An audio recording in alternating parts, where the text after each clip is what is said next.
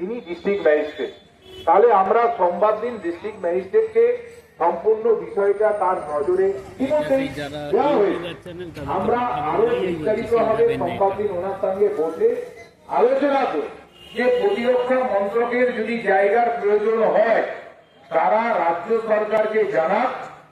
আমরা প্রতিরক্ষা মন্ত্রকে যদি ধরে নিয়েছি এই জায়গা, প্রতিরক্ষা মন্ত্রক রাজ্য সরকারকে তাদের যা সরকারি গাইডলাইন আছে, নিয়মনা আছে, সেই নিয়ম অনুযায়ী তারা পশ্চিমবঙ্গ সরকারকে এই জায়গা হ্যান্ড ওভার করুক। পশ্চিমবঙ্গ সরকার এখানে যত 15 হোক 20 একর যত জনবসতি সম্পন্ন এলাকা আছে সেই পরিমাণ জায়গা প্রতিরক্ষা মন্ত্রককে দিয়ে দেবে। কিন্তু আমি আবার বলে যাচ্ছি, প্রতিরক্ষা মন্ত্রক যতই চিঠি করুক, যতই তারা এখানে এসে, আমি জানি না এখানে এসে অপরিজ কিছু ধমকানি দেখাচ্ছে কিনা, তবে ওটুকু আমি বলতে পারি যে গায়ের জোরে জোর করে এই এলাকার একটা মানুষকেও প্রতিরক্ষা মন্ত্রক উচ্ছেদ করতে পারবে না। এটা আমি দায়িত্ব নিয়ে বলে গেলাম। এই দায়িত্বটা আপনারাও এই লড়াইটা লড়ছেন, আপনাদের সঙ্গে থেকেই লড়াইটা আমি লড়বো। আমি কেউ একা লোক নয় বা এরকম ভাবার কোন লোক নয় যে আমি আকাশ থেকে ধুম করে এসে এখানে পড়ে গেলাম, দিয়ে আপনাদেরকে সব উদ্ধার করে চলে গেলাম, এরকম কোনো ভাবার কোনো কারণ নেই।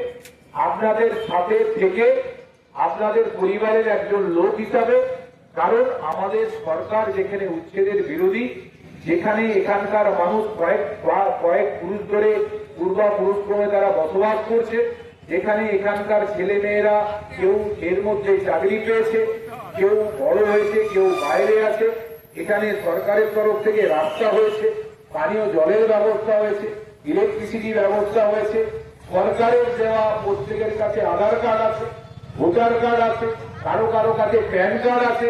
অর্থাৎ একজন ভারতীয় নাগরিক হিসাবে আমার থাকার অধিকার আছে, আমি এখানে থাকবো। আমাদের দাবি একটাই, আমরা এখানে ছিলাম, আমরা এখানে থাকবো।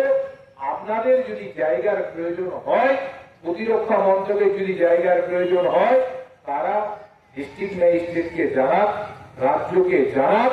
রাজ্য থেকে তাদের জায়গা পাই দেওয়ার দায়িত্ব আমরা নেব। আর প্রতিরক্ষা মন্ত্রকের যদি জায়গা হয়, এই জায়গা আমাদেরকে দিয়ে দিতে হবে। এর কোনো দ্বিতীয় কোনো প্রশ্ন নেই যে এখান থেকে উঠে চলে যাব অন্য জায়গায় পুনর্বাসন দিই, সেখানে গিয়ে কোথায় যাবেন? এখানে বাড়ি ঘর দুয়ার করে ফেললেন, এখানে যে যার মতো করে জায়গা ভাগবাটারা হয়ে কারো 2 ডেসিমেল, কারো 1 ডেসিমেল, কারো 1.5 ডেসিমেল, কারো 1 কাঠা, কারো 1.5 কাঠা জায়গা যে যার মতো করে হলো। হঠাৎ করে এখন কোথায় যদি দেখিয়ে দিল যে এখন ধরুন দেখিয়ে দিল যে আমাদেরকে ওইদিকে সীতানাথপুরে জায়গা আছে জঙ্গলের ধারে, এখন সবাই রাস্তার ধার ছেড়ে সীতানাথপুরে যাবেন। তাহলে আমাদের এখান থেকে পুনর্বাসনের কোনো বিষয় নেই, এখান থেকে আমরা উঠবো না। এই জায়গা প্রয়োজনে রাজ্য সরকারকে দিক, রাজ্য সরকার পরে যাদের জায়গার কাগজ নেই সরকারি নিয়ম অনুযায়ী তাদেরকে পাট্টার ব্যবস্থা করবে। কিন্তু উচ্ছেদ আমরা এখান থেকে কাউকে করতে দেব না, এবং আমাদের প্রত্যেককে এই জেদ লড়াইটা থাকতে হবে যে আমরা এখান থেকে কেউ উঠব। আর আমি এটুকু দায়িত্ব নিয়ে বলতে পারি, আপনাদের পাশে রাজ্য সরকার থাকবে, কারণ আমাদের মুখ্যমন্ত্রী উচ্ছেদের বিরোধী, এটুকু আমি দায়িত্ব নিয়ে বলতে পারি। বাকি ইতিমধ্যেই আমাদের হাইকোর্টে জনস্বার্থ মামলা হয়েছে, আমরা এই লড়াইটা লড়বো। কারণ আবার বলছি যে এই লড়াইটা আমরা এই কারণেই লড়বো, কারণ এটা মানুষের জন্য এটা লড়াই। যদি এটা কোনো ব্যক্তি বিশেষের লড়াই হতো আমরা থাকতাম, কিন্তু এই লড়াইটা এতগুলো মানুষের তাদের জীবন জীবিকা বেঁচে থাকার লড়াইয়ের চেয়েও হচ্ছে, তাদের অস্তিত্ব রক্ষার লড়াই। যে আমার বাবা এখানে ছিল, আমার দাদু এখানে ছিল, আমার শ্বশুর মশাই এখানে ছিল, আমি এখান থেকে হঠাৎ করে বিয়ে হয়ে এলাম, এই বাড়িতে থাকলাম, এই গ্রামে ঘুরলাম, এই গ্রাম থেকে আস্তে আস্তে করে আবার আমার বার্ধক্যে পৌঁছালাম, হঠাৎ করে আমি এখান থেকে উঠে যাব, কেন এটা হবে? তো সেই লড়াইটা আমাদের সবাইকে লড়তে হবে। কিন্তু আমি আবার বলছি, তার জন্য কাউকে রাস্তা অবরোধ করে দিতে হবে, তার জন্য কোনো অস্ত্র নিয়ে বেরিয়ে পড়তে হবে, এরকম কোনো কিছু নেই। কারণ এই লড়াইটা আমি আবার বলে যাচ্ছি যে আমার মেদিনীপুর থেকে আসতে কতক্ষণ সময় লাগে, খুব বেশি হলে 20-22 মিনিট সময় লাগে। বিরাট কোনো সময়ের ব্যাপার নয়। আর এরকম ব্যাপার নয় যে রাতের অন্ধকারে কেউ এসে ঢিপ ঢিপ করে বললে, যে আমাকে দীপঙ্করদা বলছিল যে রাত্রেবেলা একটু ঘুম খেয়ে গেলে ভাবছি যে যদি বললে আর চলে আসে। এত সহজ করার বিষয় নয়, কোনো বুলডোজারও আসবে না, কেউ আসবে না।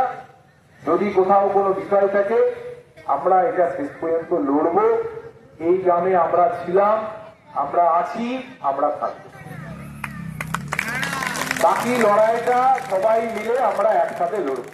কারণ আজকে আপনার সঙ্গে এটা হবে, পরশুদিন আরেকটা গ্রামে হতে পারে, পরশুদিন আরেকটা গ্রামে হবে।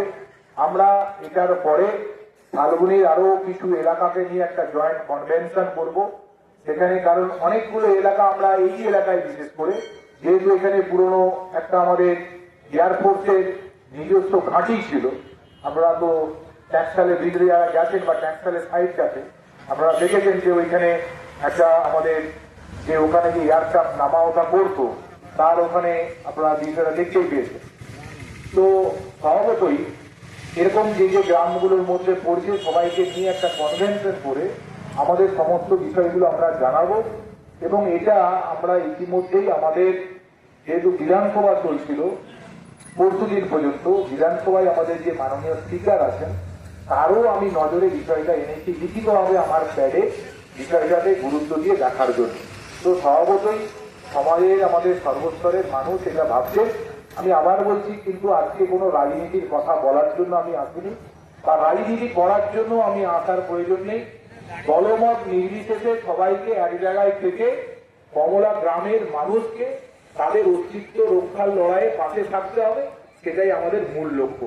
এখানে রাজনীতি আমার লক্ষ্য নেই, আসার কোনো কারণ নেই। একটাই কারণ, আপনাদের সঙ্গে কথা বলে আপনাদের সঙ্গে থেকে আপনাদের পরিবারের লোক হিসাবে আপনাদের আন্দোলনে সামিল হওয়া বা আপনাদের এই লড়াইয়ে সামিল হওয়া। সবাইকে ধন্যবাদ, নমস্কার।